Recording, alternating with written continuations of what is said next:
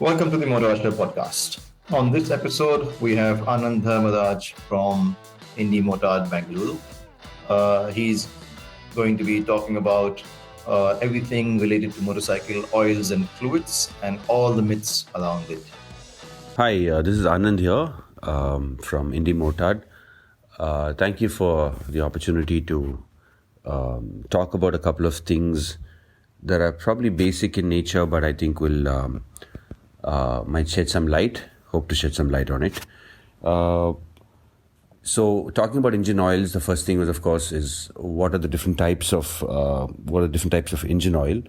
From what I know is that typically there are three types of engine oil, which is one is, of course, what's called fully synthetic.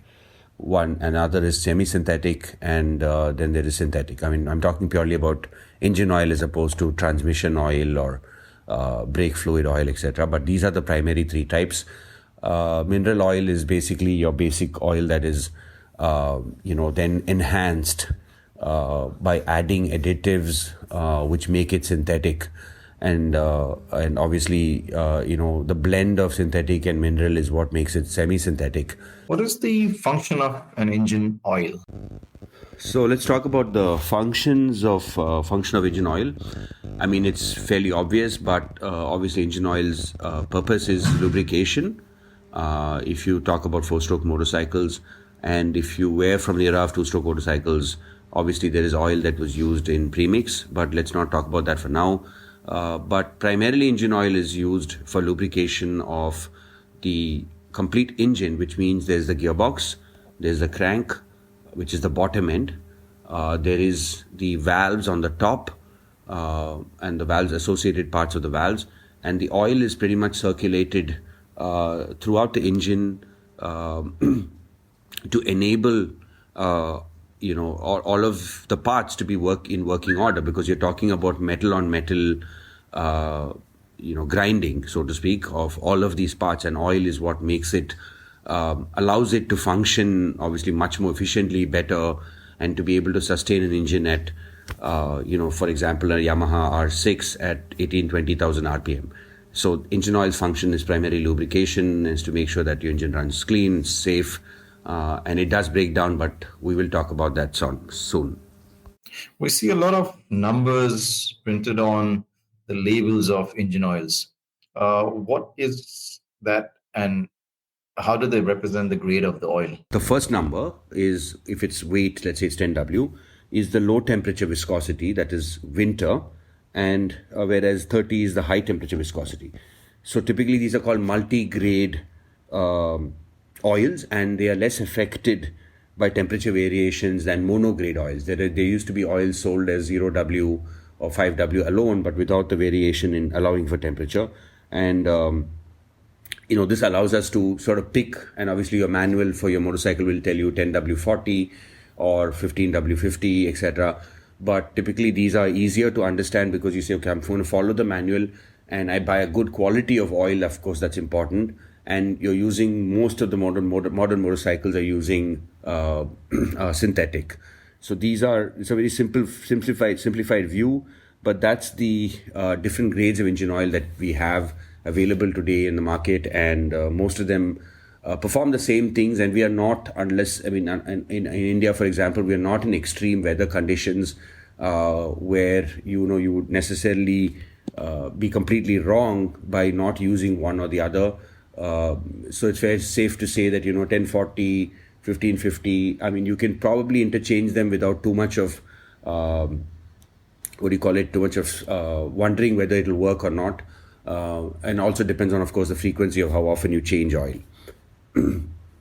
So does moving to a thicker grade oil impact the performance of my motorcycle? One of the things to look out for is obviously, you don't want to be using a thicker grade of oil in a high performance engine, because you want the oil to flow, and it does sort of obviously you want it to flow. The flow nozzles inside the engine. If you see modern, even like for example a KTM 390, they have nozzles in there that are as the engine heats up, the oil becomes more viscous and flows through these nozzles and allows the engine to be lubricated internally. But the point is that Obviously, there's engine oil for between the gearbox and what's the bottom end, and the clutch. So all of it today is a common sump, right? It's a common. It's not something that's separated. In earlier designs of motorcycles, there used to be a gearbox oil. There used to be a they were in different compartments and different engine oil grades were used. But today they're pretty much sort of clubbed together into one compact engine, and you're using only one grade of engine oil for one type of engine oil for the whole motorcycle as such for the engine. So that's kind of thicker the oil is, obviously lesser the flow, thinner the oil, easier the flow, and at the same time high performance requires more flow, and I think, if you're looking at, for example, a Bullet, you could continue to use like a lower what I call more viscous oil, and it might be better to use it for an older model of a Bullet versus if you take a superbike. You want to be definitely using something that can withstand that kind of temperature, higher revs, engine wear and tear, and it does make a huge difference in how the engine components. And you may not be able to tell right away, but over time, it sort of, you will notice that the wear and tear on a motorcycle when you use high quality oil makes a huge, huge difference in the life of the motorcycle. A very common question asked is, how often do you change oil? So I get asked this a lot. The question is, how often do you change your engine oil? Given Indian conditions and the kind of dust that we're in, generally I would say anywhere from about 3,000 to 5,000 kilometers is when I would change engine oil. Some manufacturers and bigger bikes and modern bikes recommend changing it probably later.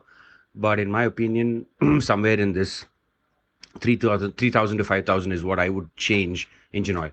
And I would definitely look at better engine oils that are available today in the Indian market from, obviously Liqui-Moly, Motorex, Motul 300V. And these are obviously much better in terms of the quality, the wear and tear on it, how it breaks down, as opposed to something that you would buy at a petrol bunk and say, that's perfectly okay oil. Now, when you change engine oil, of course, in my purest view, changing the oil filter obviously is something that I would highly recommend.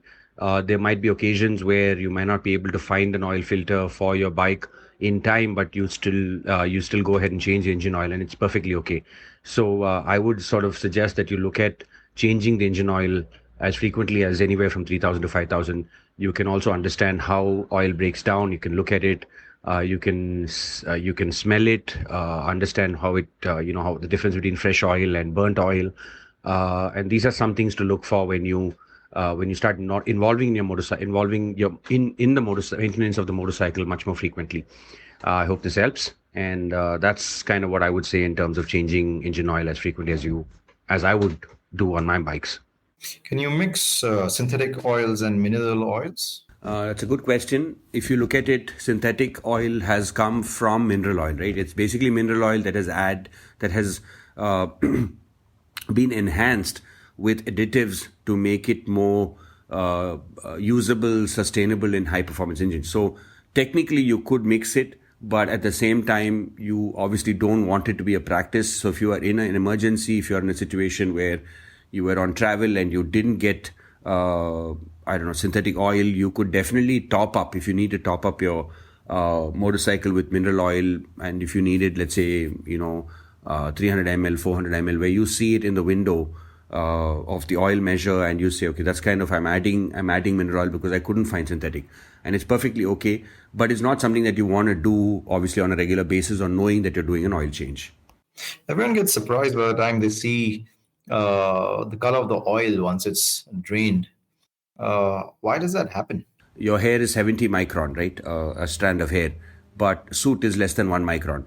So you're talking about something that's so fine, where engine oil goes through heat cycles, and as you rev the engine, you shut it down, you start it again, you go for a long ride, short rides, etc., and you're continuously, the oil starts to, if I call it, break down, and soot is the primary component for the reason that it turns black. It's not necessarily only metal wear and tear, but it is there is some amount of that, of course, but that's the reason that soot is what contributes to the blackness of oil that you find when you drain your oil. So moving on to coolants, what is the importance of coolant and what does it do? Primarily, what coolant does is, if you look at the engine and the components around, there's a lot of heat generated by the engine. So you have what are called water jackets that are cut into the engine compartments around the engine compartments, and they dissipate the heat that is generated by the combustion that's going on. So you have a radiator. The radiator acts like basically a large coolant reservoir, if you call it, but it's got fins. So as you're riding, the fins act as obviously cooling agents to allow the hot coolant to cool down. Primarily due to, as you're traveling, it's right there in front of the engine, and it's designed in such a way to dissipate heat and allow the coolant to recirculate back and into around the engine compartments, including the cylinder, primarily the cylinder area and all of that. So that's kind of what coolant does, and there are different types of coolant, and you definitely need to wonder about it. It's not something that you got the bike and you don't look at the coolant for the next 2 years. It is something that I would look at. You change engine oil every 5,000. I would definitely look at looking at the coolant and wanting to change it maybe even every year. And you can ask, why do you want to change coolant? One, of course, is there are different types of coolant available in the market today, from coolant that has additives which reduce overall operating temperatures of the motorcycle heavily by about 5 to 10 degrees. Obviously, water would be ideal, but water does cause rusting in terms of leaving particles, leaving water molecules inside all of the chambers and causing rust. And which is why you have what's called antifreeze.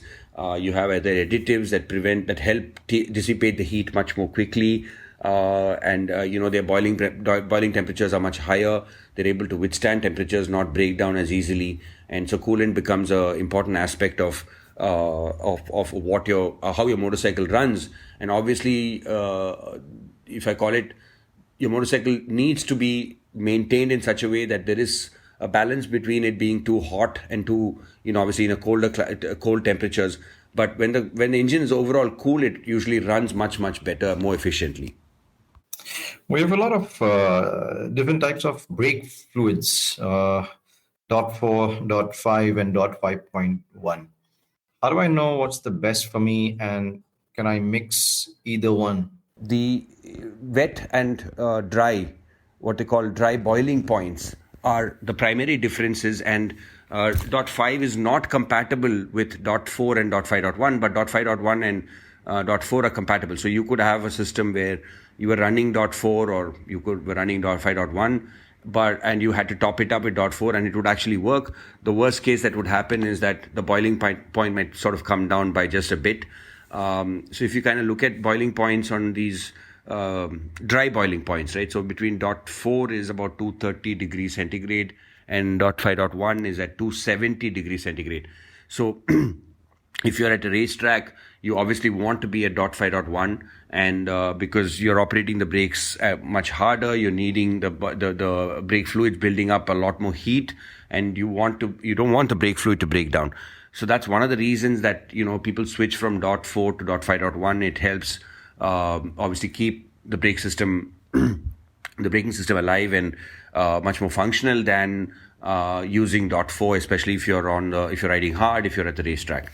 So I would honestly switch to 5.1 because I think that's kind of where we're all going to in terms of riding better, needing more safety in our hands by using better components, better quality of fluids between engine oil, coolant, brake fluids. My last question, Anand, is how often do we change brake fluids and the coolant in your motorcycle? I wanted to just say that I would like to include fork fluids also in this the front fork fluid.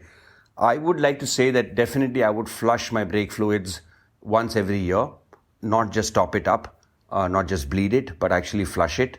Similarly with the coolant, I would definitely run a flush, remove the old coolant, put in fresh coolant. And front forks, I would definitely build them definitely about a max of 2 years, but I would like to say anywhere from 1 year to 2 years is a good time to change your front fork fluids also. It's a lot of good quality riding, handling comes from better front fork fluids that are available today in the market. So I would really encourage people to sort of go there and say, listen, I want to use better quality of things because my life depends on all of this, right? I'm riding every day. I'm riding hard. I need better brakes. I need my forks to handle. I need a better ride quality. I need my motorcycles maintained better. Knowing that I'm using good stuff on my motorcycle and making sure that it's safe for me to use, and the bike behaves a certain way, it handles well, makes a huge difference. Goes a long way in maintaining your motorcycle. Thanks, Anand, for all the time and knowledge that you've shared on this podcast. I'm sure it's going to help a lot of motorcyclists when they choose their next oil and the fluid changes that they'd be doing over time. Thank you again. Thanks for listening to this podcast. I want to hear your stories, your motorcycle experiences, what you've been doing, and how motorcycles have made your life better. So if you have something to say, DM us on Instagram, and I'll be more than happy to get you on this podcast.